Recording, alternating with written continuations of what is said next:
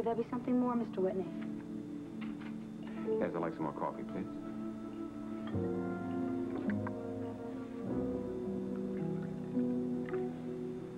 Thank you. Oh, will that be all? No. Sit down. Join me. Oh, I couldn't do that, Mr. Whitney. It wouldn't be proper. Sit down.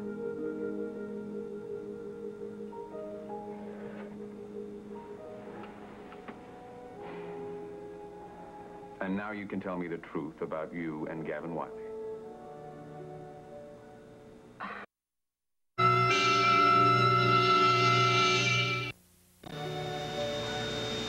I'm afraid I don't know what you're talking about.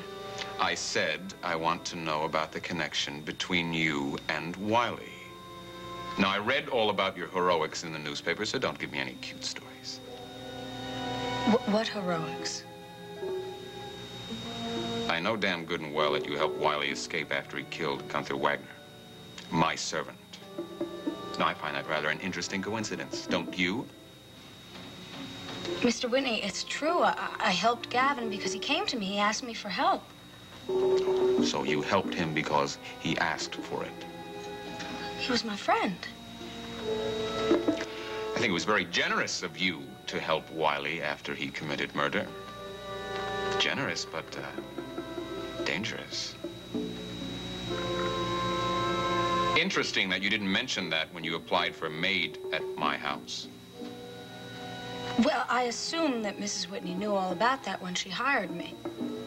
Really, I thought it was common knowledge. I didn't know anything about it, and I'm certain my wife didn't either. Well, does it make any difference? What's going on here? Mrs. Whitney, Mr. Whitney seems to be very unhappy about my working here. And why should he be? It's because I once knew Gavin Wiley. Look, I don't want any trouble. I'll just You go. stay right where you are. What are you trying to do? Fire everyone that I hired? I'll handle this, Raven. First, you act like a wild man today because Hermione cooked your 4-minute eggs 3 minutes and 55 seconds. So what's the problem now You here? seem to forget that Gavin Wiley killed Gunther, and that is the woman who helped him escape. Well, I thought it was Jody Travis. It's true. Gavin did come to me first. But that was only because I lived across the street. She was Wiley's friend. I don't want any of his friends in my house. It's not true. I was never his friend, not that way. Jody Travis is his girlfriend. Well, I don't see why it matters anyway. You used to know Gavin Wiley. He was your employee, for heaven's sake. Yes, that's true, but it was before he... All right. All right. You're going to be stubborn about it?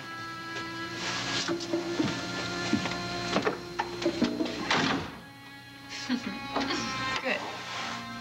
You may stay, but only if you do a good job.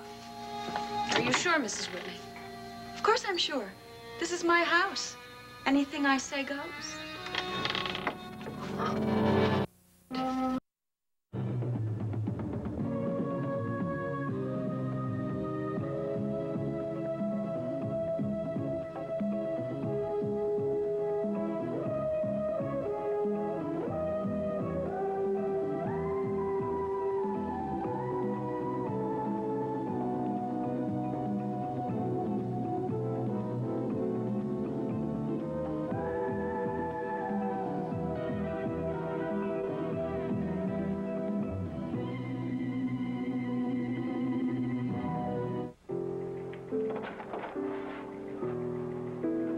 Gavin? Well, like ships in the night, you arrived just as I'm leaving. Well, where do you think you're going? I'm going to lunch. You just had breakfast. I'm growing, what can I tell you? Sounds like a tapeworm to me. Yeah, well, me and my tapeworm are getting out of here. I'll see you later. Calvin, could you wait a minute? Yeah, well, what is it? I've got some news for you. Oh, good or bad? I guess you'll have to be the judge of that. Well, come on, spit it out, fella. My fish and chips are getting cold. I just came out of Chief Mallory's office. As of this moment, I am suspended indefinitely. What? What happened? Well, apparently I've been making a nuisance of myself. Publicly or privately. I went to the Whitney mansion again, uninvited. Man, you just don't learn, Damian. You know, sometimes I think you're a masochist. Well, this Mr. Schuyler Whitney has a very low aggravation threshold. When he found out I'd been over there, he called the chief and said he was going to go to the mayor and the commissioner. So the chief suspended me. Wait a minute. Something smells just a little bit fishy here to me. Now, why would the chief suspend you immediately after giving you a citation, no matter how undeserved, for the work on your last case? Come on, what gives? Okay, I'm going to let you in on this, Stoner. But only because you're going to be my contact when I go inside. Inside? You getting ready to do an undercover job? That's right. I figure I can use the extra hazardous duty pay. Well, anyway, it's not too hazardous out there. Well, what's the job? Well, I'm supposed to meet a guy named Eddie Lorimer, get close to him, be friendly, that's about it. Yeah? Who's this Eddie Lorimer? He's a guy who's come in from the East. He's into guns, primarily. What's he doing in Monticello? Well, he's setting up a base here. Apparently, he's expanding his operations. Huh. Guns. So what's your part in all this? Well, he's going to think that I'm a guy named Earl Gander. Gander? That street canary? That's right. And where's Gander going to be all this time? Well, Gander's been persuaded to go on a little vacation. And I'm supposed to find out where Lorimer is setting this up, and maybe if he killed a guy in New York. Whoa. Heavy stuff. Well, I'm not too worried about it. Are you kidding? Where's your head at? Undercover work is always dangerous. You owe me $3. What? You owe me $3, and I don't want to waste time trying to get it out of your estate. Anyway, it'll help pay for the fish and chips. All right. Look,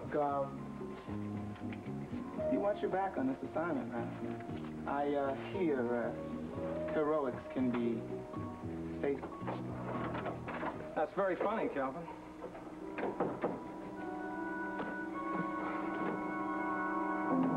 Maybe I took a certain liberty yesterday, Derek. I'm not sure I have the right to do what I did. What's that, Mike?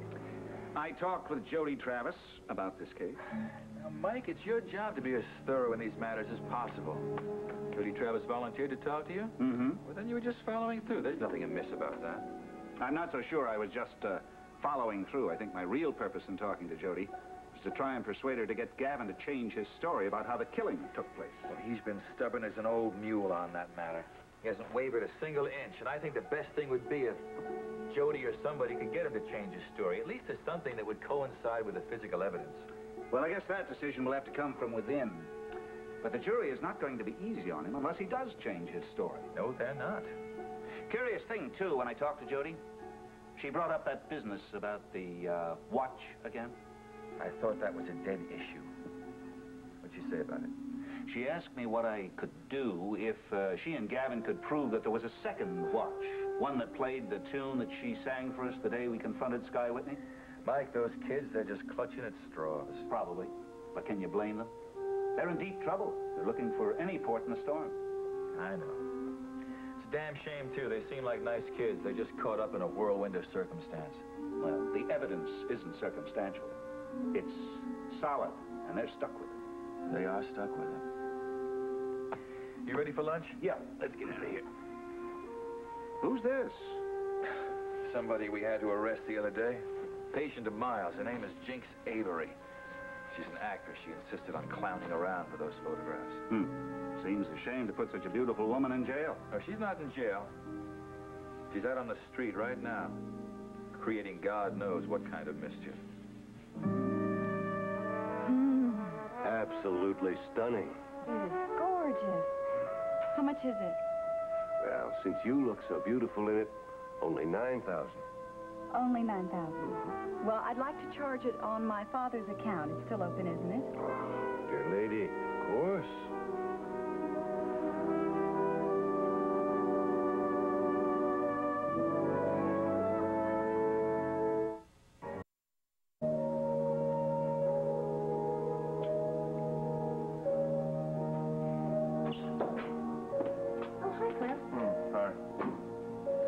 Didn't you have a good time last night? I would think that you would. You're a natural-born ham. I only went there to accompany Mitzi, that's all. You mean to tell me you didn't participate? I can see you now delivering a soliloquy from Hamlet. No, I didn't do that. I did do something else, though. What's that? I delivered my final speech to the jury in the Gavin Wiley case, my summation. You what? Oh, Mitzi suggested it, and the group coaxed me on. It seemed like a good idea at the time. I just wanted to see how it felt. Sounded pretty good. I'll bet. Oh, it's brilliant. See, I took the stapler and I used it as a fake gun. I gave it to one of the jurors to hold to see what they would do in the situation. And I built to a brilliant climax. Spellbinding. Sounds like a triumph. It was. The juror fired the stapler the same way I said Gavin Wiley would fire the gun. Then why are you so depressed this morning? Because I can't use it, Didi. The only speech I can deliver to the real-life jury has to explain the difference between Gavin Wiley's testimony and Miles Kavanaugh's testimony. And, you know, forensic evidence can't be refuted. Then what's the answer? There is no answer. I can't explain the difference in the testimonies, and that is the whole ballgame. Cliff, there's got to be an answer. We'll just have to find it, that's all. Well, I didn't find any in acting class, that's for sure. Well, it couldn't have been a total loss. At least you got in some practice. Rehearsal. What? Rehearsal. They don't use the word practice in the theater. They beat you up or something if you say that. The word is rehearsal. Well, in law, it's practice. Now, just imagine how ridiculous it would sound if somebody asked you what you did for a living and you said, oh, I rehearse law. Never thought of that. It's open. Well, the team of Bannister and Nelson. Oh, Nelson and Bannister. Sorry. Well, you two are ready for lunch, I trust. What, no warm handshake, no clever conversation? Do these old eyes deceive me, or has a pall fallen on this office? It's all right, I'm just not hungry. Why don't you and Didi go to lunch? Cliff, you said you were going to join us. Yeah, come on, pal.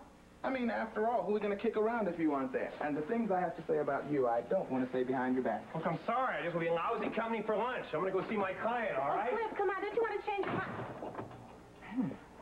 What's with him? He's not sorry he took Gavin's case by any chance. No, he's not sorry. He's just worried, that's all. Yeah, well, you look a little worried yourself. Well, he said he was going to join us. I see. And now you don't think it's a good idea to go to lunch alone with me? I mean, now that Cliff's not going, is that it? Calvin, I don't need a chaperone if that's what you're getting at.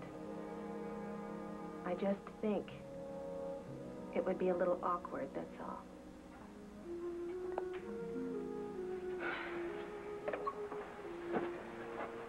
Didi, this is because of what I said to you last time, isn't Oh, it? Calvin, It's don't. because I told you that I think I love you. Look, I really didn't intend to turn you off. Calvin, you promised that you'd never say that again. I'm sorry, I was just quoting myself. Well, I don't want to hear it.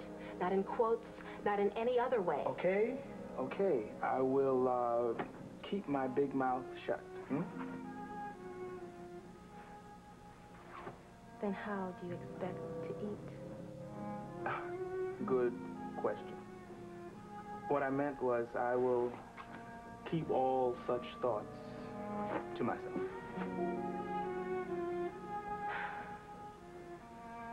Calvin, I don't want to care about a man who could be in love with two women at the same time. I can't have lunch with you.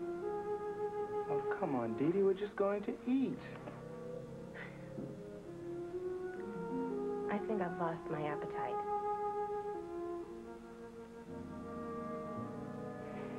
That's a shame.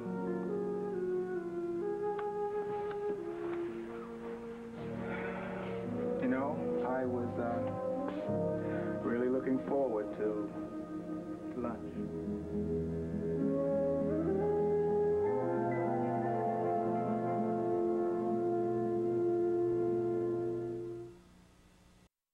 Matters that Bobbie knew Gavin, or even if she helped him. It matters to me. But why? It's in the past. And besides, who cares what that girl did in her little tawdry past? It's messy having her here, that's all. But I think you're overreacting. Sit down. You're acting like a little boy who can't get his own way. Look, there's a link between her and Wiley, and I don't like it. Baby, she probably doesn't even care about him anymore. You heard what she said about Jody being involved with him, so what's so important? Besides, Gavin's gonna be out of your way for a long time. Yeah, that's true, isn't it? Mm-hmm. He's gonna be behind bars for quite a long time. That's a pleasant thought. Right. So don't be impossible about the servants, okay? Promise me I have enough troubles. All right, my love. But just don't hire anybody without me. Got it? Okay.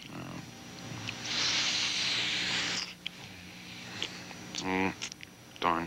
I've got to go. Spencer's waiting for me. I've got to go see my broker. Okay. I'll see you later. Okay. Bye, baby. Bye.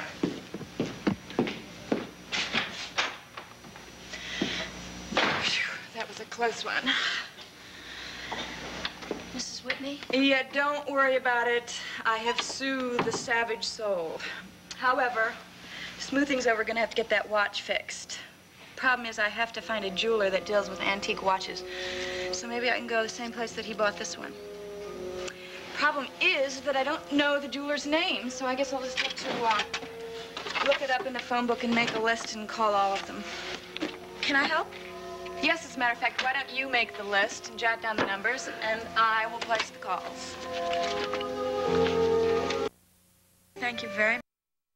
Yes, of course. We got a meeting, 2 o'clock back at headquarters. Don't worry, Derek. I'll remind you about the time. Okay.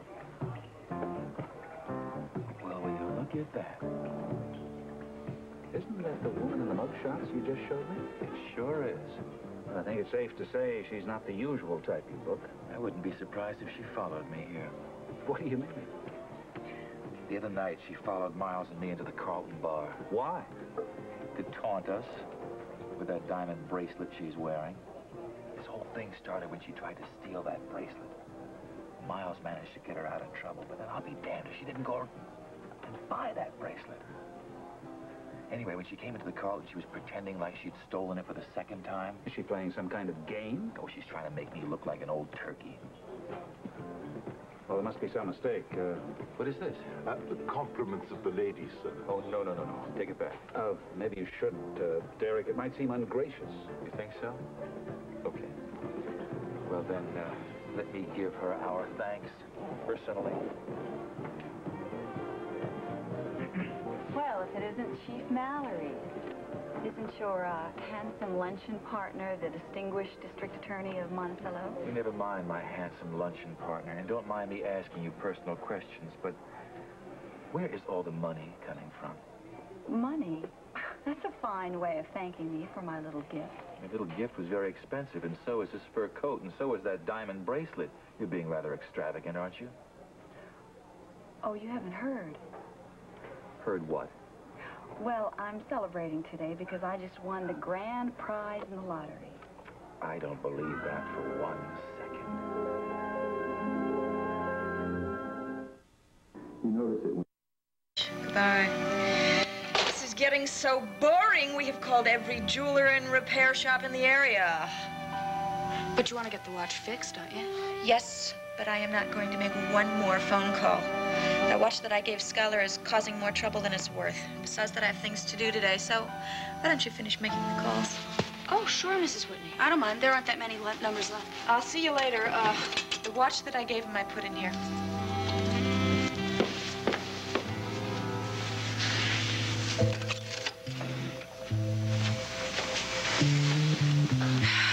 I've got to get this fixed.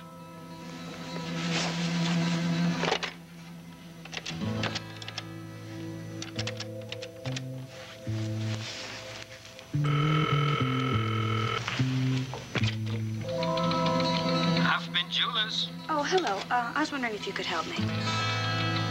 I hope I can, lady. I'll try very hard.